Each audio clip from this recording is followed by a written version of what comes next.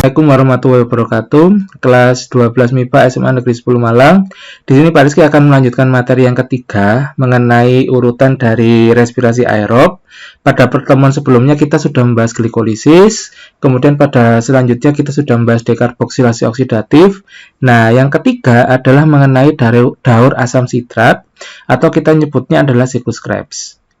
Jadi siklus Krebs ini adalah salah satu tahapan penting dalam proses respirasi aerob, di mana pada siklus Krebs ini terjadi proses penangkapan H dan pelepasan H. Untuk penjelasannya bisa dibaca pada slide ini ya. Jadi asetil koenzim A yang telah terbentuk pada tahapan dekarboksilasi oksidatif adalah bahan baku yang digunakan pada siklus selanjutnya, yaitu siklus Krebs. Asetil-CoA disebut sebagai senyawa intermediate atau senyawa antara. Siklus Krebs terjadi pada matriks mitokondria atau kita bisa sebut sebagai siklus asam trikarboksilat atau daur asam sitrat. Hal ini disebabkan siklus Krebs tersebut menghasilkan senyawa yang mampu mempunyai 3 gugus karboksil, seperti asam sitrat dan asam isositrat. Asetil koenzim A hasil dari dekarboksilasi oksidatif memasuki matriks mitokondria untuk bergabung dengan oksaloasetat dalam siklus Krebs dan membentuk asam sitrat. Demikian seterusnya, asam sitrat membentuk bermacam-macam zat dan akhirnya membentuk yang namanya asam oksaloasetat lagi. Nah, untuk lebih jelasnya kita lanjutkan pada slide selanjutnya ya. Nah, seperti ini. Jadi, rangkaian dari siklus Krebs itu terdiri dari 8 tahapan. Nanti Pak Rizky akan terangkan satu-satu berkaitan pada tahapan masing-masing. Sekarang dilihat pada gambar yang sebelah kanan ya. Di sini adalah rangkuman dari proses siklus Krebs, di mana proses siklus Krebs itu terjadi pada matriks mitokondria. Kemudian hasil akhir dari tahapan siklus Krebs itu ada 4. Yang pertama adalah 4 karbon dioksida atau 4 CO2. Yang kedua adalah 2 ATP. Yang ketiga adalah 6 NADH2 dan yang terakhir adalah 2 FADH2. Nah, tahap awal itu dimulai dari masuknya asetil-CoA ya ke dalam sistem, di mana oksaloasetat itu akan berikatan dengan asetil-CoA untuk membentuk asam sitrat. Nah, setelah terbentuk asam sitrat, nanti asam sitrat itu akan mengalami proses respirasi aerob ya, atau mengalami proses metabolisme, di mana hasil akhirnya nanti akan menghasilkan oksaloasetat lagi. Nah, tahapan asam sitrat membentuk oksaloasetat lagi itu dihasilkan beberapa produk-produk penting ya. Yang pertama itu adalah NADH ya. Jadi pada sebelah kanan itu menghasilkan 4 NADH dan 4 CO2. Kemudian pada tahapan yang bawah itu menghasilkan 2 ATP. Kemudian pada tahapan kiri itu menghasilkan 2 FADH dan 2 NADH. Seperti Pak Rizky jelaskan pada pertemuan sebelumnya ya, jadi NADH itu bisa kita convert atau kita bisa tukar menjadi ATP. Nah, pada siklus Krebs ini tidak dihasilkan suatu molekul kimia tertentu, tetapi produk utama yang dihasilkan adalah NADH dan FADH, di mana satu NADH itu nanti bisa ditukar dengan 3 ATP, dan satu FADH bisa ditukar dengan 2 ATP. Oke, kita mulai saja dari tahapan yang pertama ya. Kita bahas tahapan pertama yaitu tahap kondensasi, di mana 2 atom C pada asetil-CoA itu akan bergabung dengan 4 atom C pada asam oksaloasetat dan akan terbentuk asam sitrat dengan 6 atom C. Nah, di sini proses kondensasi antara asetil koenzim A dengan oksaloasetat itu nanti akan melepaskan koenzim A. Tuh. Nah, adapun untuk proses kondensasi itu dibantu oleh enzim yang kita sebut sebagai enzim sitrat sintase. Nah, kemudian pada tahapan yang kedua itu adalah proses isomerisasi sitrat membentuk isositrat. Apa itu isomerisasi? Jadi isomerisasi itu adalah tahapan di mana asam sitrat itu akan berubah nama menjadi asam isositrat. Tetapi 6 atom C itu tetap ada. Jadi asam sitratnya itu ada 6, asam isositrat juga ada 6. Nah, pada proses ini ya, sangat penting sekali terjadi proses yang namanya dehidrasi, di mana terdapat proses melepaskan H2O, kemudian dilanjutkan dengan penambahan molekul H2O lagi. Jadi ada proses dehidrasi atau pelepasan, dan ada proses hidrasi atau proses penambahan H2O. Nah, proses ini dilakukan supaya terjadi kesetimbangan reaksi dalam siklus Krebs. Nah, untuk proses perubahan asam sitrat menjadi asam isositrat ini dibantu oleh enzim yang bernama asotinase. Kemudian Pak Rizky lanjutkan pada tahapan yang ketiga. Tahapan yang ketiga itu adalah tahapan oksidasi, di mana asam isositrat dengan 6 atom C akan diubah menjadi asam alfa-ketoglutarat dengan 5C. Tentu dari 6C menjadi 5C itu kan berkurang. Berarti di sini terjadi proses oksidasi. Bisa kamu lihat, yang pertama terjadi proses pelepasan atom C dan diikat oleh oksigen. Nah, ini adalah proses oksidasi. Kemudian yang kedua, terjadi proses pengikatan H ya, di mana asam isositrat itu akan melepas H+, di mana NAD+ akan berikatan dengan H tersebut sehingga menghasilkan NADH.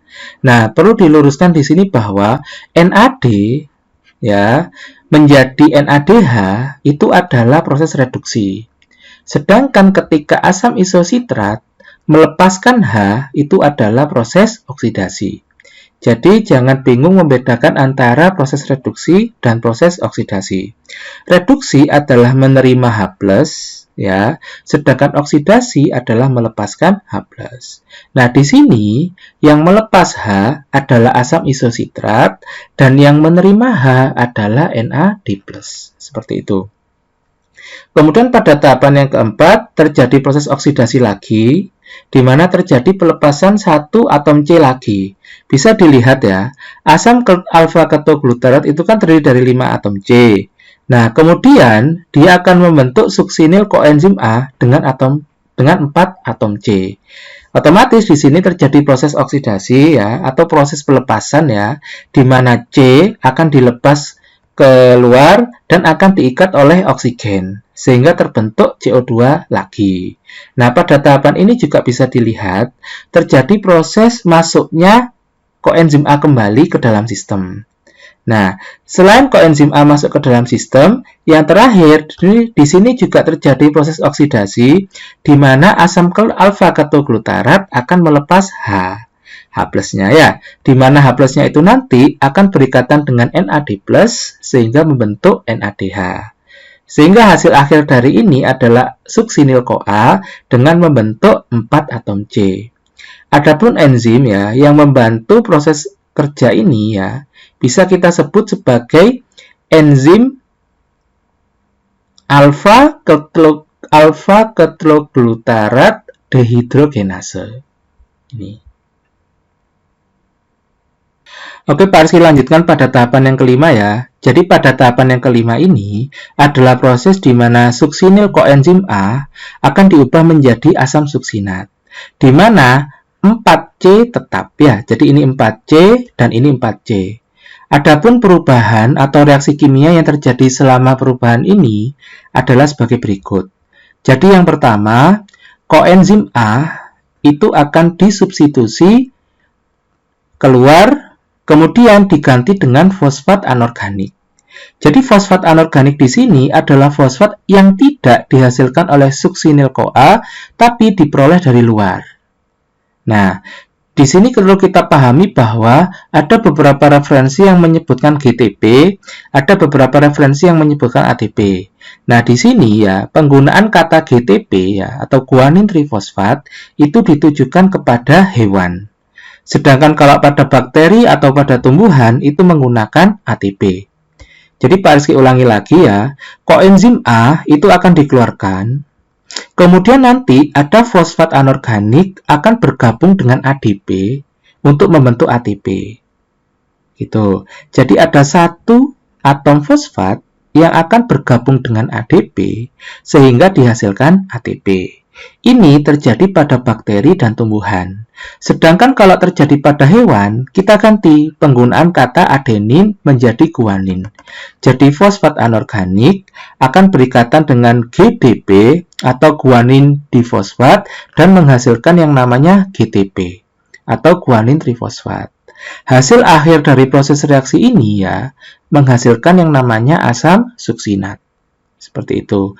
Dan diingat baik-baik bahwa pada tahapan kelima ini terjadi proses fosforilasi. Fosforilasi atau penambahan fosfat ke dalam sistem.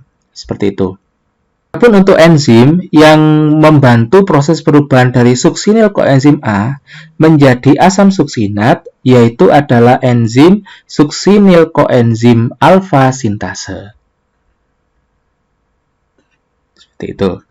Nah, kita lanjutkan pada tahapan yang keenam ya. Jadi pada tahapan keenam ini terjadi proses oksidasi asam suksinat menjadi asam fumarat. Nah, di sini tidak terjadi proses pelepasan atom C. Yang terjadi adalah proses oksidasi di mana asam suksinat nanti akan melepaskan 2 atom hidrogen keluar. Ya, nah 2 atom hidrogen yang dilepaskan tadi atau yang akan dioksidasi tadi akan diikat oleh FAD, sehingga di sini dihasilkan suatu produk yang kita sebut sebagai FADH. Tuh ya.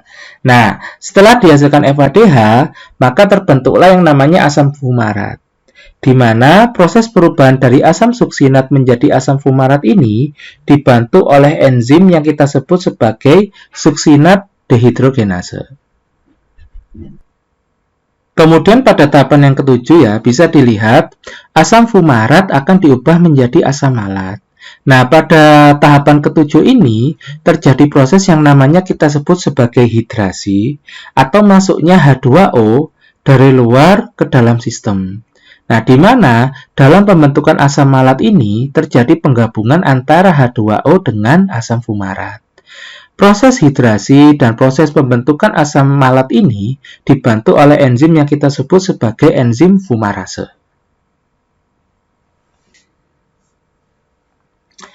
Kemudian pada tahapan yang terakhir ya, jadi tahapan yang terakhir ini adalah tahap ke-8, yaitu dehidrogenase di mana asam malat akan diubah menjadi asam oksaloasetat. Dan diingat-ingat, dalam proses perubahannya itu tidak ada penambahan maupun pengurangan pada atom C-nya. Baik, kita bahas dulu ya. Jadi perubahan asam malat menjadi asam oksaloasetat diikuti dengan proses oksidasi dan reduksi. Jadi oksidasinya adalah asam malat itu akan melepaskan atom H ya, atau atom hidrogen, dan NAD+ mengalami reduksi di mana NAD+ itu nanti akan menerima H tersebut, sehingga dihasilkan NADH. Seperti itu.